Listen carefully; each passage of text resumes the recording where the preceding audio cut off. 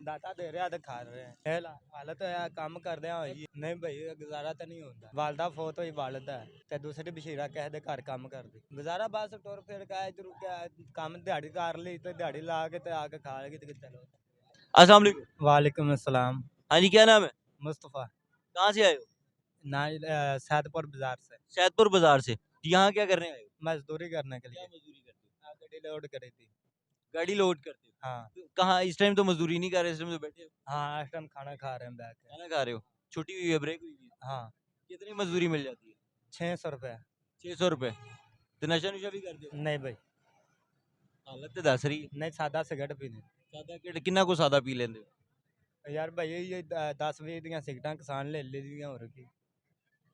सादा सिगरेट बिल्कुल कुछ नहीं भरदे विच। नहीं ते हालत है क्यों, हालत तो यही हुई है कि जिवें नशा नुशा बंदा कर नहीं भाई ਇਹ ਹਾਲਤ ਹੈ ਕੰਮ ਕਰਦਿਆਂ ਹੋਈ ਹੈ। रहंदे ओ ते शादीशुदा हो? नहीं भाई बच्चे ओ कोई क्या भैन भरा वगैरह नहीं? भैन भरा है वो की करदे ने? हैं वो फैसलाबाद एक काम तक गया है। अच्छा हाँ ਤੇ ਦੂਸਰੀ ਬਸ਼ੀਰਾ ਕਿਸੇ ਦੇ ਘਰ ਕੰਮ ਕਰਦੀ। अच्छा। ते मापे होए ने? ਵਾਲਦਾ ਫੌਤ ਹੋਈ ਵਾਲਦ ਹੈ। बाकी भैन भरा दी शादी हुई है? ਇੱਕ ਦੀ ਹੋਈ ਹੈ। एक दी हुई है। हाँ ते घर अपना रेंट दा है या अपना? नहीं रेंट ते। रेंट ते है। हाँ अच्छा। ते किस तरह गुजारा हो जांदा 600 रुपए दिहाड़ी च? नहीं भाई गुजारा तो नहीं होता। गुजारा नहीं होंदा। नहीं 18,000 रुपए महीना बनदा। हाँ जी ते उंदे च नशा पानी भी करना होंदा, तो सिगरेट सुगरेट जो भी है। हाँ जी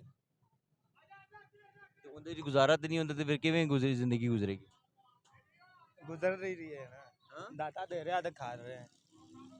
रोटी तो सारे ਨੂੰ ਮਿਲ ਜਾਂਦੀ ਹੈ ਨਾ, ਅੱਲਾ ਨੇ ਵਾਅਦਾ ਕੀਤਾ ਹੋਇਆ, ਰੋਟੀ ਤੇ ਮਿਲਣੀ ਹੀ ਮਿਲਣੀ ਹੈ। हाँ ਉਹ ਕਿਤੇ ਮੰਗ ਕੇ ਮਿਲ ਜਾਏਗੀ, ਕੋਈ ਦੇ ਜਾਏਗਾ, ਕੋਈ ਕਿਤੇ ਕਮਾ ਕੇ ਖਾ ਲੋਗੇ, ਕਿ ਰੋਟੀ ਤੇ ਮਿਲਣੀ ਮਿਲਣੀ। ਤੇ ਹੋਰ ਕੀ ਕਰਦੇ ਹੋ, ਕਿੰਨੀ ਦੇਰ ਕੰਮ ਕਰ ਰਹੀਦਾ? नहीं मैंने हो गए ने 12-13 साल हो गए ने। 12-13 ਸਾਲ ਨਹੀਂ, ਮੈਂ ਪੁੱਛ ਰਿਹਾ ਕਿੰਨੀ ਦਿਨ ਚ ਕਿੰਨੀ ਦੇਰ ਕੰਮ ਕਰਦੇ? दिन च सिर्फ एक बार पिछले टाइम शामी जाइदा है। ਸ਼ਾਮੀ ਜਾਈਦਾ ਹਾਂ। ਤੇ ਬਾਕੀ ਦਿਨ बाकी सारी दिहाड़ी इस तरह गुजारती है। ਇਸੇ ਵੇਲੇ ਹੀ? हाँ ਤੇ ਜੇ ਦਿਨ ਚ ਕੰਮ ਕਰ ਲਓ ਤੇ ਬੰਦਾ ਕੋ ਕਮਾ ਚੰਗਾ ਕਮਾ ਸਕਦੇ ਹੋ। हाँ जी ਤੇ ਬੰਦਾ ਆਪਣੀ ਹੱਡਰਾਮੀ ਹੁੰਦੀ ਨਾ ਬੰਦੇ ਦੀ, ਜੇ ਬੰਦਾ ਕੰਮ ਨਹੀਂ ਕਰਦਾ, ਕਮਾਉਂਦਾ ਚੰਗਾ ਨਹੀਂ। हाँ जी ਇਹ ਤੇ ਆਪਣੀ ਗਲਤੀ ਹੈ ਨਾ। हाँ जी ये गलती अपनी है। ਦਿਨ ਚ ਕਿੰਨੇ ਦੇਰ ਵੇਲੇ ਹੁੰਦੇ ਹੋ? नानी का पिया दिन च सवेर तो रख के ना हैं ਹਾਂ 7 बजे तक वेले होता है। 7 ਵਜੇ ਤੱਕ ਵੇਲੇ, ਹਾਂ। ਮਤਲਬ ਇੰਨੀ ਦੇਰ ਚ ਬੰਦਾ ਦਿਹਾੜੀ ਕਰ ਸਕਦਾ ਪੂਰੀ। 1400-1200 ਜੇ ਦਿਹਾੜੀ ਹੋ ਜਾਂਦੀ ਹੈ, ਇੰਨਾ ਟਾਈਮ ਤੁਸੀਂ ਵੇਲੇ ਹੀ ਲਗਾ ਦਿੰਦੇ हाँ जी ਹੋ। ਸੌਂਦੇ ਹੋ, ਬਹਿੰਦੇ ਹੋ, ਕੀ ਕਰਦੇ ਹੋ? ਇੰਨੀ ਦੇਰ भाई जागते रहता है। ਜਾਗਦੇ ਰਹੀਦਾ। हाँ ਇੰਨੀ ਦੇਰ ਕਿਵੇਂ ਗੁਜ਼ਾਰਾ ਕਿਵੇਂ ਹੁੰਦਾ ਹੈ? ਮਤਲਬ ਬੰਦਾ ਨਾ ਨਸ਼ਾ ਕਰੇ, ਨਾ ਸੋਵੇ, ਨਾ ਘਰ ਜਾਵੇ, ਤੇ ਕਿਵੇਂ ਗੁਜ਼ਾਰਾ ਕਰਦੇ ਹੋ? गुजारा बस टुर फिर के इधर काम दिहाड़ी कर ली तो दिहाड़ी ला के ते आके खा लेगी तो चलो।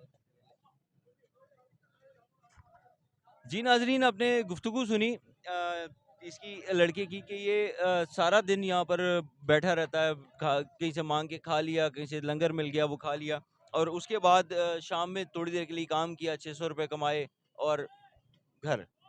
ये ज़िंदगी, अगर इंसान बदलना चाहे तो अपनी ज़िंदगी खुद बना सकता है, खुद बिगाड़ सकता है।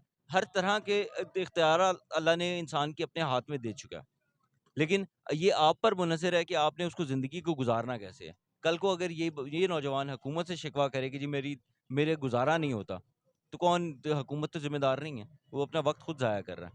इस तरह आज के हमारे बहुत सारे नौजवान जो कि घरों में या जहाँ भी उस वक्त को ज़ाया कर रहे हैं, उनके लिए वो वक्त बड़ा कीमती है। उनको चाहिए कि अपने उस वक्त को प्रोडक्टिव बनाएं, प्रोडक्टिव बना के अपना कोई काम करें, कमाएं। और क्योंकि आज के दौर में जीत उसी की है जिसकी जेब में पैसा है, जीत उसी की है जो बंदा काम करने वाला है। बहुत शुक्रिया, अपना ख्याल रखिएगा। अल्लाह हाफ़िज़।